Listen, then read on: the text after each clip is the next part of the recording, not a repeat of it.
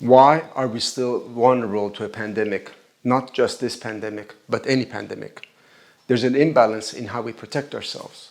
And this imbalance lets us see only one way to defeat this virus. If we are in a war against this virus, then the war is waged on two fronts. Inside our body with therapeutics and vaccines, and outside our body with personal protective equipment. But these two fronts are not equally protected. This is the imbalance. Over the last 100 years, pharmaceutical research has gotten all the attention. Billions of dollars have funded it, and our most brilliant minds have studied it. This science developed the ability to artificially enhance human immunity. Non-pharmaceutical research has not gotten the same interest or investment. The personal protective equipment we use in the 2019 coronavirus pandemic is the same as what we used in the Spanish flu pandemic of 1918. Preventing the transmission of aerosolized pathogens has not advanced into a science. This imbalance has limited our imagination. The only endgame we can see is immunity. Right now, PPE is just a means to an end, something temporary that is only meant to buy us time until we develop a vaccine. We don't see it as an end in and of itself, and we don't see it as something that could completely protect us and eliminate the need for a vaccine. And because we don't see things this way, we haven't focused enough on how aerosolized transmission actually occurs. We haven't re-examined how we're protecting ourselves, and we haven't imagined that we could be doing something different. I have something that will change how we see deadly pandemics and will change how we react to them. I call it the social antiviral system. This system is based on a different theory of viral transmission. Current science believes that we must be in proximity of an infected person in order to become infected. Infected particles are thought to travel through the air like projectiles, transmitting the virus between nearby persons. These particles come in different sizes and travel different distances. Large droplets, which escape through a cough or a sneeze, are thought to travel several feet. Small aerosolized particles, which escape as we exhale, are thought to travel several yards. Current health and safety guidelines instruct us to maintain a social distance so that we're not within proximity of each other. When we are within proximity of each other, we're instructed to wear masks to prevent and protect against viral transmission. Thus, these guidelines reason that when beyond proximity of others, no projectiles will reach you, and when within proximity, masks will protect you. The problem is that, and this is true all around the world, that transmission is still occurring, even when these guidelines are strictly followed. For instance, here in the United States, New York and California were in lockdown and had some of the strictest health and safety guidelines, yet they had some of the highest rates of infection. Some blamed the population and claimed that the guidelines were actually not being followed. But I have an alternate theory.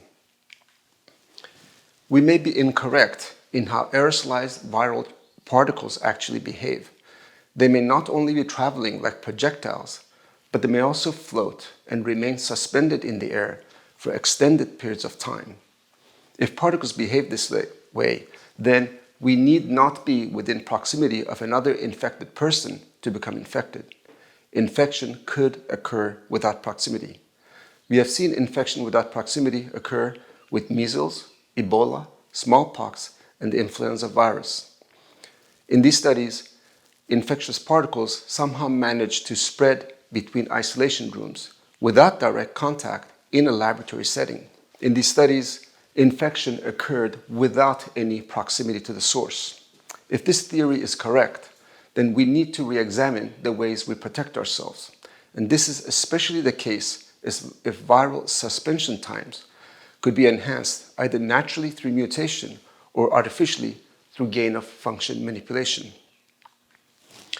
Enhanced suspension times could bring us a world where viral particles float in the air for hours or even days.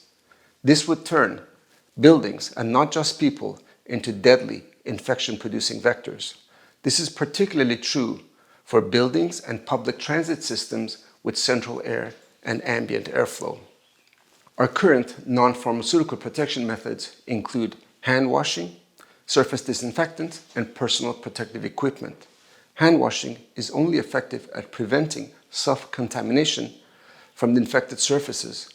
Surface disinfectants can only disinfect the surfaces we touch. Neither cleans the space around us. Personal protective equipment, no matter what form it takes, is essentially just a barrier structure. Barrier structures cannot always prevent aerosolized viral particles from reaching the mucosal membranes in our eyes, nose, and mouth. Current personal protective equipment may actually increase the risk of self-contamination and therefore contribute to transmission. Healthcare professionals are taught that masks, gowns, and gloves are only protective when handled properly. Proper handling requires that they be applied and removed in a certain order. One mistake in application and removal, and the entire barrier becomes a contaminated structure. Thus, the effectiveness of these barriers is technique dependent. And because infectious particles can attach to PPE just like they would to any other surface, masks, gowns, and gloves actually increase the surface area around us that could become contaminated. Without them, we only have our own skin to worry about, which can be washed. With them, we almost have a second skin, which gets just as dirty, which is almost never washed. Thus, these barriers can become contaminable fomites, which paradoxically may increase the transmission of the disease. Considering this alternate theory of transmission, we can see why we may not be protecting ourselves at all. There's a new domain that needs protection, our personal space. And if our personal space needs to be cleaned, then how do we go about washing the space around us? Up until now, germicidal UV light has been used to disinfect surfaces. Ultraviolet light, when emitted, breaks down viral nuclei and deactivates bacteria. However, because ultraviolet light is also very harmful to humans, it cannot be emitted when humans are present. There is a segment of ultraviolet light that has been utilized at low doses, which is not harmful to humans. This segment is known as far UVC. Far UVC is not only effective at disinfecting surfaces, but has also been shown to be effective at neutralizing aerosolized viral particles. However, because the effectiveness of far UVC is dependent on both exposure time and proximity to source, it cannot keep the space around us clean as is currently applied. In its current application, far UVC is emitted from a fixed source. It requires extended exposure time, and its effectiveness drops as the distance to source increases. Human beings are constantly on the move, and this movement takes them beyond the reach of a fixed far UVC emitting source. Whenever a human moves beyond the reach of an emitting source, the aerosolized particles re-enter the environment and contaminate the space that was just cleaned. This contamination comes from both ambient airflow and the air carried in the human lungs. Each person carries between 3 to 6 liters of air in their lungs, and as we breathe, this air is circulated out of our system into the surrounding environment. This may mean that whenever a person is not standing within 8 feet of the source for at least 30 minutes, that the space around this person has not been cleaned. Thus, it's not enough to clean the airspace just once. The airspace needs to be cleaned constantly. Only then can one be ensured that the air is not repopulated with aerosolized viral pathogens. An effective application of far UVC would be mobile, mobilizing the emitting source and placing it around the air passageways and the mucosal membranes where infection primarily occurs, with direct far UVC to where it's needed. Up until now, far UVC is the only electromagnetic phenomena that has been titrated to what we call virus kill human safe dosage. But it may be possible to properly titrate and combine other natural and synthetic phenomena so that they too may be utilized to safely disinfect our airspace. This is an entirely new field of science for our university and research institutions.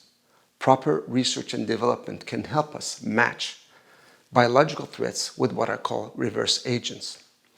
This type of interaction is not possible for chemical weapons. There is no method to neutralize a chemical weapon that has been dispersed in the air. But there are reverse agents that we can deploy to neutralize biological threats. dispersed in the air. Reverse agents would be customized combinations of electromagnetic, chemical, and physical phenomena.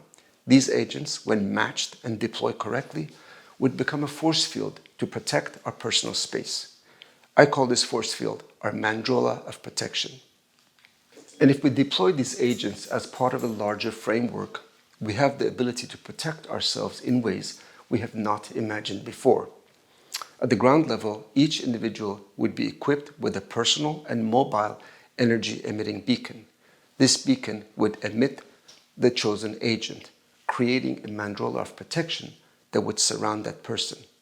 These beacons would be incorporated into goods, wearables and associables that the average person carries, like clothing, eyewear, jewelry, or even their phone. When these beacons aggregate in an area, their emitting powers combine, and together they form a shared protective field. In this field, the protective power is more than just the sum of the beacons. Because the protective power is not centralized, but rather distributed amongst the beacons, their powers overlap and eliminate gaps that would otherwise exist between the beacons. This amplification creates a potential exponential increase in germicidal activity. This increase not only tolerates the failure of individual beacons, but it will also protect those who are not wearing beacons themselves.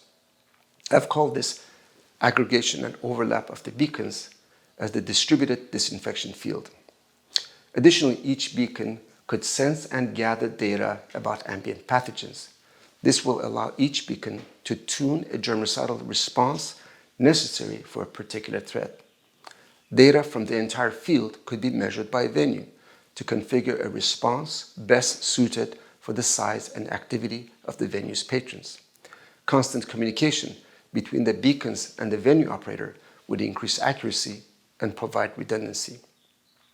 Different geographical locations can also share data with each other, giving them the ability to identify and warn each other of sudden outbreaks. In certain circumstances, an automatic response may be necessary. For these circumstances, state and local jurisdictions can access updated safety guidelines through the Internet of Things and then automatically tune each beacon to deploy the appropriate configuration. This is the social antiviral system, and with it, we're confronting viral threats for the first time. Up until now, all we've had are barriers, passive barriers that allow the virus to approach and only attempt to block its entry. Now, we have something that's active. Much like the Iron Dome or the Star Wars defense system that was dreamt of in the 1980s, this system does not allow viral threats to approach. It interdicts them. This system does not try to block entry, it eradicates. And it's not just that we're fighting back for the first time, it's where we have chosen to stage the fight. Instead of staging the fight inside our bodies or on our skin, the social antiviral system functions in the outside environment, away from our immune system and organs. If there is to be a conflict, it won't be within the city or at the castle walls. It will be out on the battlefield, a distance from what we need to protect. The social antiviral system also has none of the drawbacks of the traditional personal protective equipment. SAS beacons actively wash the space around us, so they themselves cannot become contaminated. And because they cannot become contaminated, there's no danger of incorrectly applying or removing them. And instead of affixing large barriers to a person's face, SAS beacons could be manufactured small enough to be integrated into objects we own and carry with us every day. The true power of SAS lies in how it's used. Its power increases as we gather together. As we've seen, individual beacons link and overlap to form a field.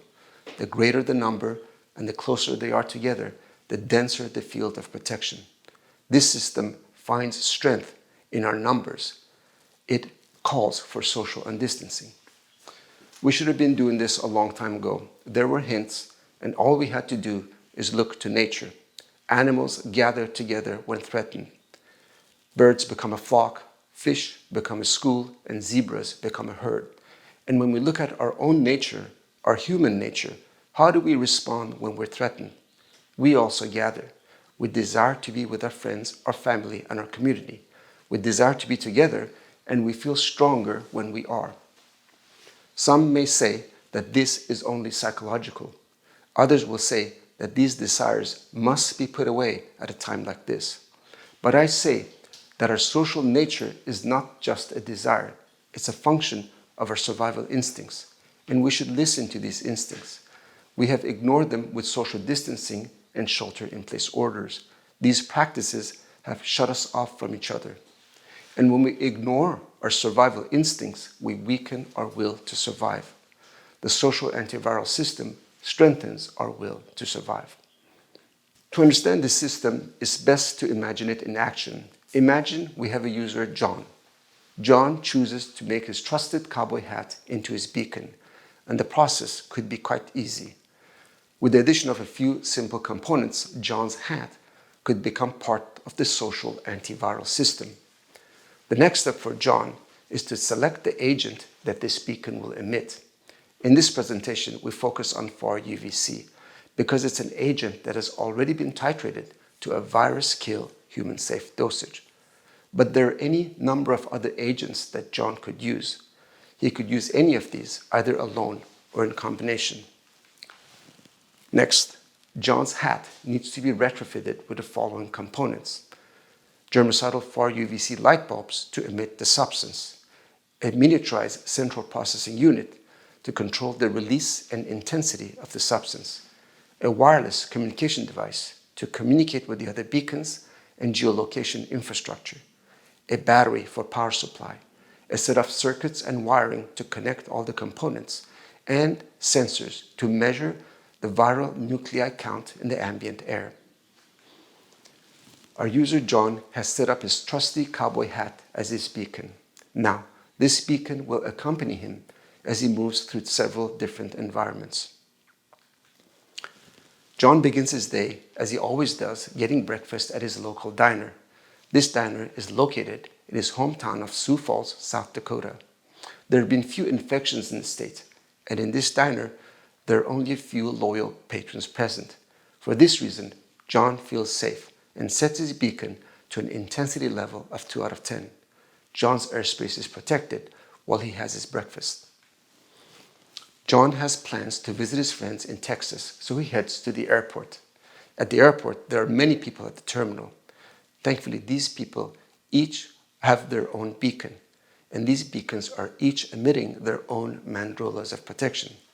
These mandrolas overlap and provide added protection to everyone in the terminal, even those who are not wearing beacons. This added protection can tolerate the failure of individual beacons.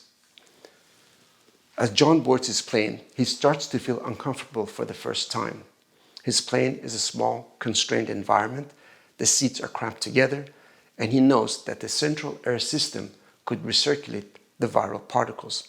To put his mind at ease, John sets his beacon to an intensity level of 5 out of 10.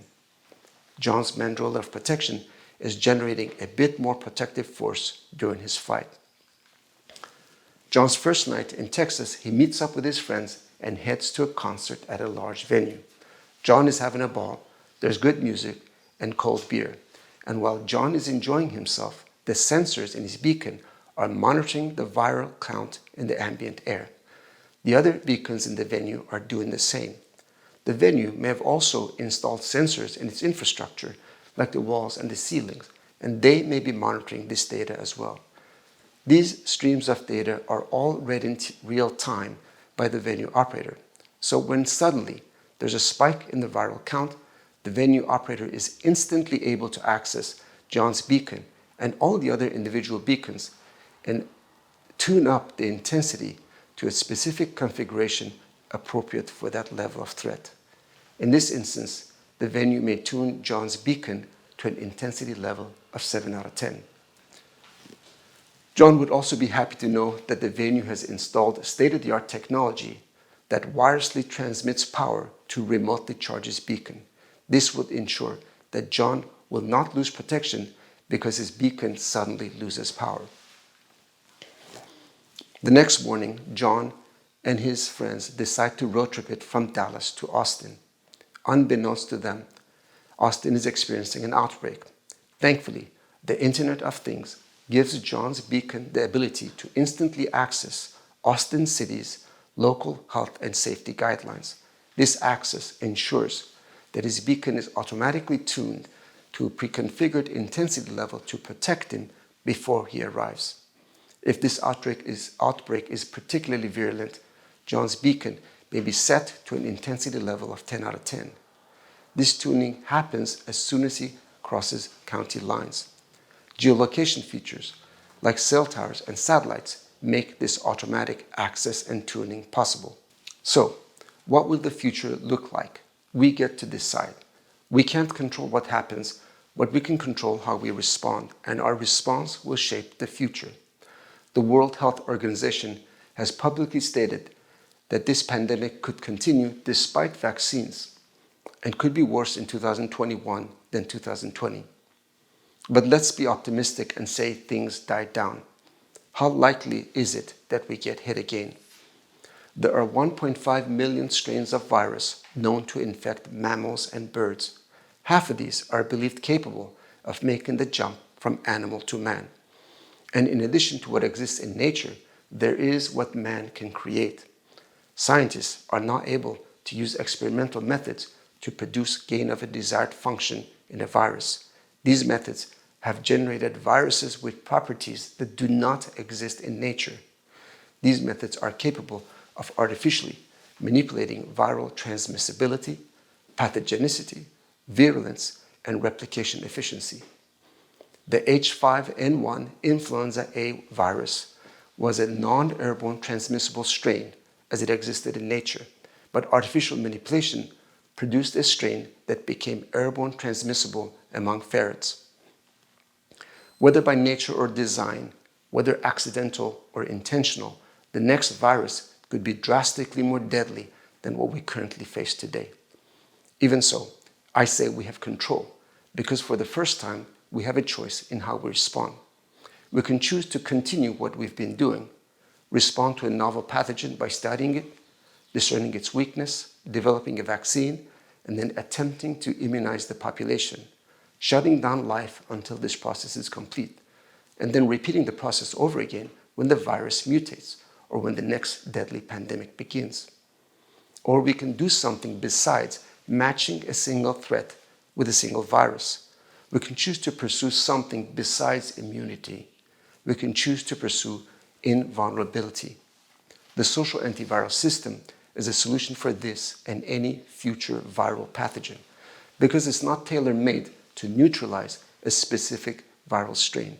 It's designed to prevent the spread of any and all airborne biological pathogens.